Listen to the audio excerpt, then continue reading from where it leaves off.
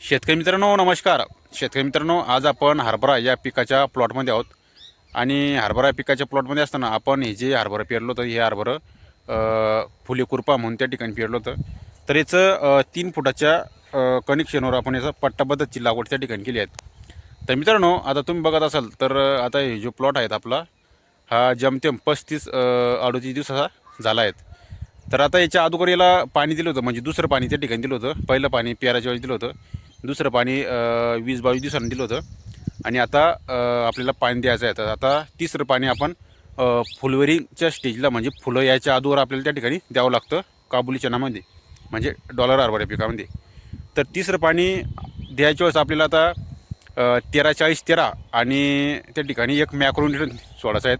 म्हणजे 13-40-13 सोबत एखादं मॅक्रोन्यूटन, म्हणजे आपण मिलाज वगैरे जे असं एखादं मार्केटमध्ये जे मॅक्रोन्यूटन असतं तर ते आपल्याला आता सोडायचं आहे. तर मित्रांनो, यांना जे काय होईल 13-40-13 आणि मॅक्रोन्यूटननं आपल्याला चांगल्याच प्रकारची फुल सेटिंग त्या ठिकाणी बघायला मिळेल. आणि आता तुम्ही बघत असाल तर आता चांगल्याच प्रकारचं फळदडलं आहेत. याच्या अगोदरसुद्धा आपण त्या ठिकाणी एक ड्रिचिंग केली होती. आणि तुम्ही बघत असाल हे चांगल्या प्रकारचं आता फुटवे काढलेले आहेत, फरदाडलेलं आहेत.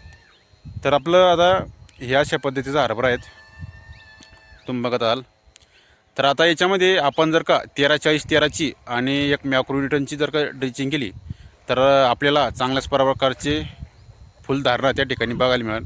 आणि आपल्या पिकामध्ये जर का चांगल्या प्रकारची फुलधारणा धरली तर आपल्याला त्या ठिकाणी चांगल्या प्रकारचं उत्पादन त्या ठिकाणी बघायला भेटेल.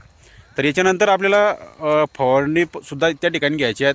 म्हणजे आपली ड्रिचिंगचं झालं, त्याच्यानंतर पाणी व्यवस्थापन झालं, त्याच्यानंतर ड्रिचिंग झालं, त्याच्यानंतर आपल्याला एक फवारणी घ्यायची. आणि फवारणीमध्ये आपण त्या ठिकाणी तुम्हाला कोणती फवारणी आपण घेणार आहोत हे सुद्धा मी त्या ठिकाणी व्हिडिओच्या माध्यमातून सांगणार आहोत. तर मित्रांनो, अशा पद्धतीत आपलं आता हे त्या ठिकाणी फुले कुरपाचं हरभरा आहेत. तर मित्रांनो, तुमच्या भागामध्ये कोणत्या हरभऱ्याची लागवड करतात, नेमकं कधी लागवड करतात, तर अशा पद्धतीने लागवड करतात का, कमेंट बॉक्समध्ये नक्की सांगा. तर आपण आता हे 3 फुटाचं कनेक्शन केलेलं आहे. याच्या अगोदर याच्यात मक्का होती आणि आता या पद्धतीने आपण पट्टा पद्धत 3 फुटाच्या कनेक्शनमध्ये हरभरा या पिकाची लागवड केली आहे. तर मित्रांनो, बरेचसे शेतकरी आता आमच्या साईडला म्हणजे 3 फुटाच्या ठिबकवरती सोयाबीनची लागवड करत असतात. म्हणजे 3 फुटावरती पट्टा पद्धतीने सोयाबीन त्या ठिकाणी लागवड करत असतात. त्याच्यानंतर सोयाबीन सोंगून घेत असतात आणि डायरेक्ट त्याच्यावर टोकन यंत्राच्या साहाय्याने हरभरा या पिकाची लागवड त्या ठिकाणी करत असतात. तर आता मित्रांनो, यावेळेस काय झालं, वातावरण हे चांगलं आहे, म्हणजे वातावरण क्लीन आहे. वातावरण क्लीन असल्यामुळं पाहिजे तसा बुरशीजन्य रोग असेल किंवा आळीचा त्या ठिकाणी प्रादुर्भाव असेल किंवा इतर काही हरभरा पिकामध्ये जी समस्या असेल ती समस्या आपल्याला आता म्हणजे दिसत नाही आहेत, कारण की वातावरण एकदम क्लिअर आहेत. मागच्या वर्षीला बऱ्याच काही त्या ठिकाणी पाणी पडला होता, म्हणजे वातावरण त्या ठिकाणी खराब झालं होतं. हरभराच्या सीझनला म्हणजे 2दा-3दा त्या ठिकाणी पाणी पडला होता. तर आता वातावरण यावर्षी क्लिअर आहेत, नॉर्मल आता ढगाळ वातावरणाला आहेत तुम्ही बघत असाल.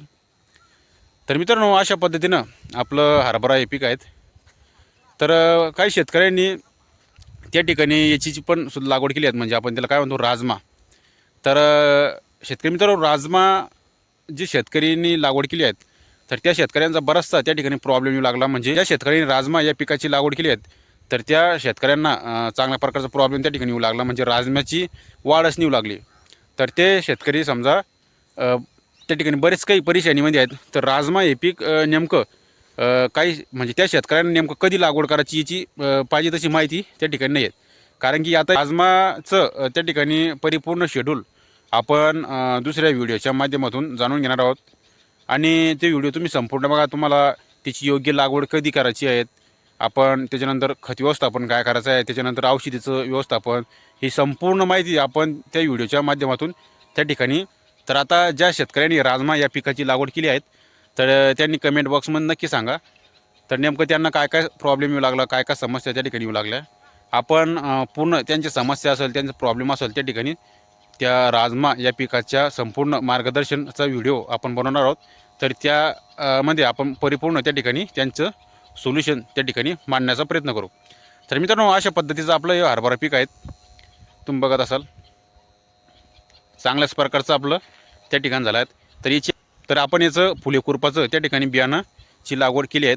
आपण सुरुवातीला हरभरा पिकाविषयी संपूर्ण माहिती असा आपण त्या ठिकाणी व्हिडिओ बनवला होता. बऱ्याचशा शेतकऱ्यांनी तो व्हिडिओ बघितला सुद्धा. तर मित्रांनो, अशा पद्धतीचं आपलं हरभरा पीक आहेत. तर भेटूया दुसऱ्या व्हिडिओमध्ये. तोपर्यंत धन्यवाद.